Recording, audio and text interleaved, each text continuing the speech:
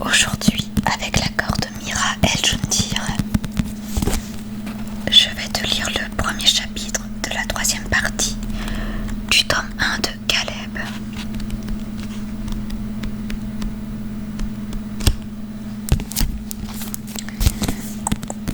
Donc la dernière fois, je t'ai lu le chapitre 10 de la 2e partie, qui était le chapitre final de la 2e partie. Et dans ce chapitre, Caleb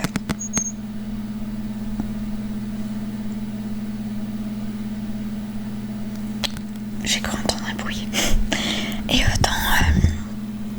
donc dans ce chapitre, Caleb, qu'est-ce qu'il a fait, Caleb? Ah, j'arrive pas à me concentrer. J'espère sincèrement que ça va pas vous déranger dans la vidéo, mais il y a un bruit de fond, un bruit blanc, je crois qu'on appelle comme ça. Et je crois que ça vient de l'ordinateur. Sauf que du coup, je ne peux pas l'éteindre puisque c'est avec ça que j'enregistre l'audio. Bref, qu'est-ce que je disais? Caleb. Donc en fait, dans le précédent chapitre, Caleb,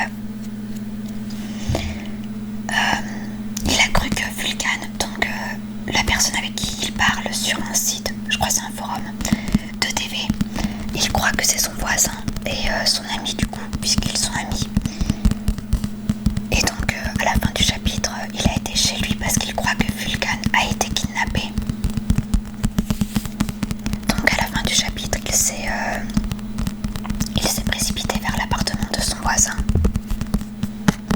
Sauf que, retournement de situation, on s'est rendu compte à la fin du chapitre que le colonel avait bien kidnappé quelqu'un et que c'était bien Vulcan, mais que ce n'était pas l'ami de Caleb.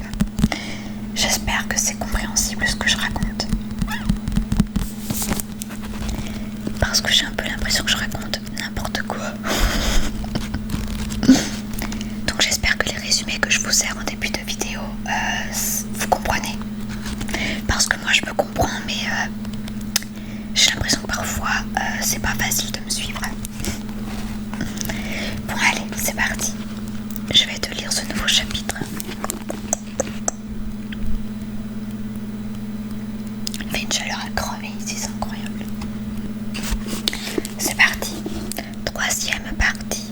3e partie. 3e partie.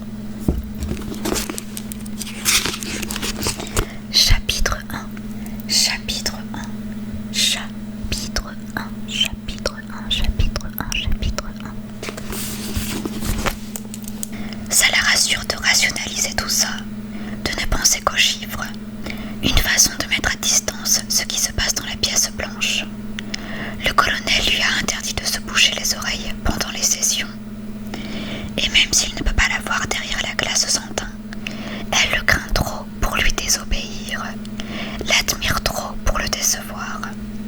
Alors elle compte. C'est la 15e fois en 72 heures que le sujet est conduit dans la salle de conversion. Il a dû dormir environ 4 heures en tout, pas moins que personne qui ne montre pourtant aucun signe de fatigue. Au contraire, il semble comme galvanisé. La jeune assistante observe l'homme, dans les 25-30 ans, cheveux châtains, yeux verts. Malgré son aspect délabré, c'est un beau garçon d'environ 1,80 m, à l'allure sportive, dans les 80 kilos. Arrivé avec ses 32 dents, 4 de moins pour l'instant. En l'espace de 3 jours, il est passé de la révolte à la résignation. Il ne peut pas s'enfuir, ni échapper à son sort. Il a cessé d'espérer. Sa géole, une pièce de 6 mètres carrés, béton rugueux sous lumière crue constante. Pas de fenêtre, pas de ligne de sanitaire. Plus de repères, ni de dignité. Il a déjà perdu la notion du temps, cohabite avec ses excréments et n'a pas de vrai repos. Ça fait partie du protocole. On vient le chercher à n'importe quel moment. Le colonel ne s'en prive pas, ce qui le garde toujours en alerte, sur le qui-vive. Impossible pour son corps et son cerveau de se détendre. Bien sûr, on l'a aussi privé de nourriture et d'eau. Bien sûr, comme les autres avant devant lui, il a commencé à boire son urine pour survivre. Son regard a changé, lui aussi. Il n'est plus chargé de terreur, mais empli de tristesse. Peut-être une de ses ruses. Selon le même rituel que les 14 fois précédentes, il a donc été installé dans le fauteuil par deux costauds sans délicatesse. Sangle serré bien fort sur les chevilles, les cuisses, la taille, le torse, les bras, les poignets, même le cou et le front. Le sujet ne peut pas bouger, juste subir. Les deux matons sont partis et l'ont laissé face au colonel, qui l'implore maintenant du regard. Des larmes silencieuses coulent sur ses joues, mais il ne dit rien. Il a peur de le mettre davantage en colère. L'homme regarde Bergson se lever lentement, comme chaque fois, et se diriger vers le lavabo. Le colonel fait couler l'eau longuement et se brosse minutieusement les mains. Cela fait aussi partie du rituel. Le bruit de l'eau annonce la suite des événements, comme une mise en bouche, un roulement de tambour funeste, un conditionnement qui fait anticiper la douleur et la décuple. Bergson se sèche soigneusement, puis attrape une dizaine de serviettes éponges qu'il pose sur la table, à côté du sujet. L'homme sait qu'elles seront bientôt maculées de son sang, comme d'habitude. Il ferme les yeux comme on prie Dieu. Le colonel ne dit rien. Silence pesant, silence de mort. Il allume et braque la lampe sur ses yeux, l'éteint puis la rallume. Désorienté, l'homme met plusieurs secondes pour s'accommoder de nouveau. Pendant ce laps de temps, le colonel a ouvert une mallette et extrait des outils cliquetants, des instruments de douleur que l'homme a appris à craindre. Lorsqu'il peut voir à nouveau, le colonel a disparu de son champ de vision. On frappe à la porte et les battements de son cœur s'accélèrent. Un nouveau tortionnaire a-t-il été convié? Que lui réserve encore ces malades? Il imagine le pire.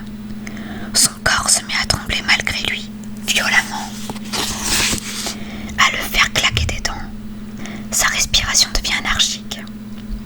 Il cherche l'air comme un noyé et pousse des gémissements incontrôlables. La porte se referme. Bruit de pas. Ceux du colonel, personne d'autre. L'homme n'arrive pas à se contrôler.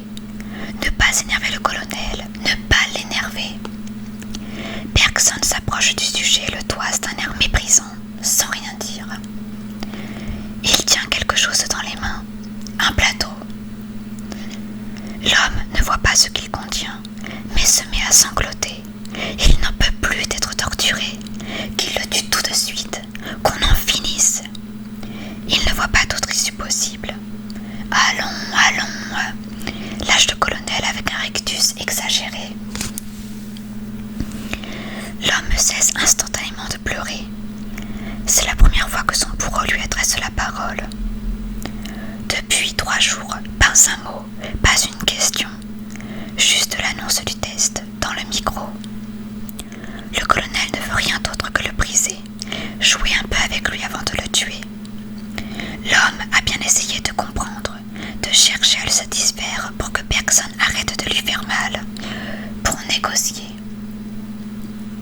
Aucune réponse, jamais. Parfois les coups redoublaient, souvent même. Alors que le colonel lui parle.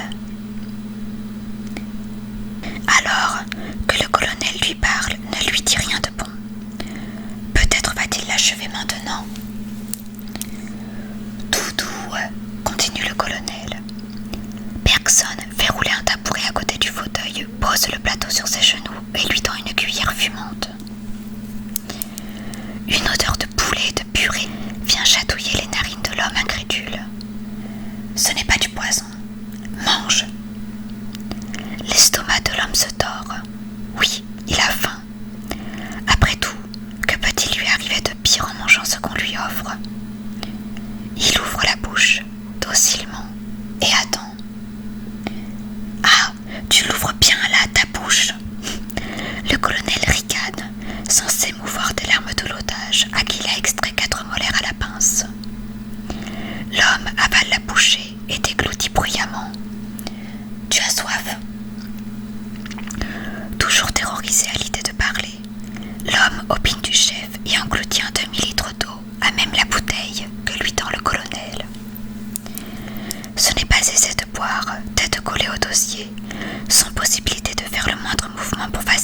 passage de l'eau.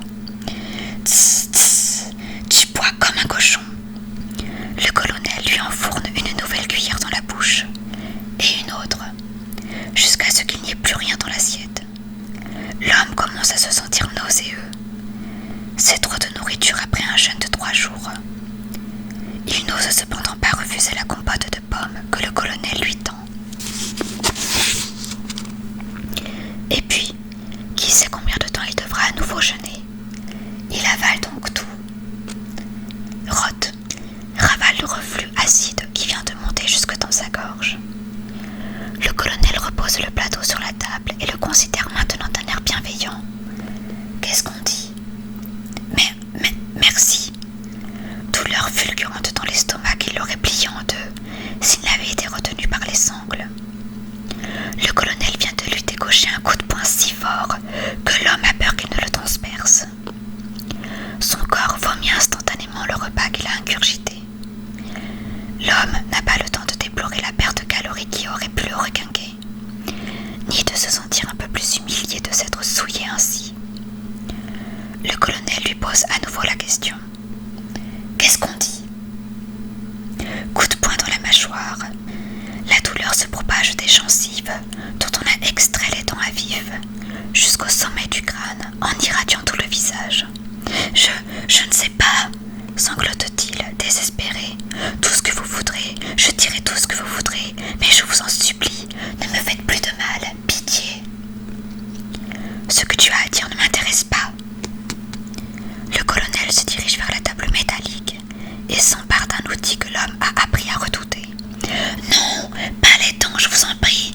Dites-moi ce que vous attendez de moi, je ferai n'importe quoi. Menteur, je vous le jure. Très bien, répond le colonel en reposant l'instrument sur le tabouret. Tu es droitier ou gaucher? Droitier, gémit l'homme. Le colonel s'approche de son bras droit et le libère de ses entraves, puis place l'instrument dans la main du sujet. Fait acte d'allégeance. L'ordre est froid, déterminé. L'homme comprend ce que le colonel lui demande et, sans la moindre assurance de mettre fin à la torture, accepte d'obéir. Laquelle? Une prémolaire. Les méthodes du colonel sont certes discutables d'un point de vue éthique, mais elles ont le mérite d'être redoutablement efficaces. Il obtient des résultats en un temps record, grâce à un protocole bien rodé. La main de l'homme se resserre en tremblant sur le manche de la pince. De grosses gouttes de sueur perlent à son front. Ce n'est pas si simple de s'arracher soi-même une dent saine. Pourtant, il va le faire, sans aucun doute. Le colonel s'est un peu décalé. Pour que son assistante jouisse du spectacle depuis son poste d'observation. Pas la première fois qu'elle assiste à ça. Pourtant, elle le supporte toujours aussi mal. La main de l'homme se crispe sur la pince et exerce de petits mouvements de balancier. La gencive résiste. L'homme grimace de douleur autant que de peur d'échouer. Quelques gouttes de sang dégoulinent enfin le long de son bras. La muqueuse vient de se déchirer. L'homme, concentré, tire de toutes ses maigres forces sur la dent. Ce n'est qu'une question de minutes, de secondes peut-être. Tout dépend de la motivation du sujet à satisfaire son tortionnaire, à lui prouver sa docilité, à lui faire plaisir. Le colonel est devenu son unique référent depuis son arrivée, et, aussi paradoxal que ça puisse paraître, l'homme veut lui plaire. La dent est finalement extraite. Il l'attend triomphalement à Bergson, qui la jette ostensiblement dans la poubelle avant de s'asseoir derrière son bureau. Bouche ouverte sur une nouvelle béance sanguinolente, bras ballants armés d'une pince dérisoire, l'homme écoute attentivement l'annonce que le colonel lâche au micro. EDV numéro 178, fin de la phase 1.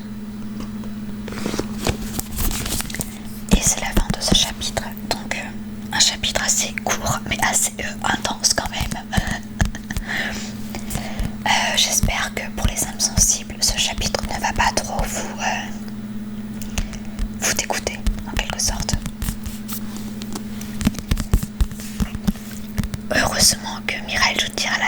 vu que c'était déconseillé aux âmes sensibles et aux moins de 15 ans. Je comprends mieux pourquoi.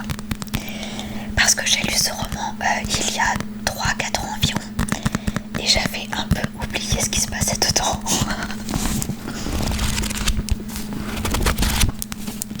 J'espère que cette lecture aura réussi à te détendre et à te relaxer. Je te souhaite de passer une très bonne journée, une très bonne soirée ou une très bonne nuit. Et je te dis à bientôt pour une prochaine lecture chuchotée qui sera sur l'école du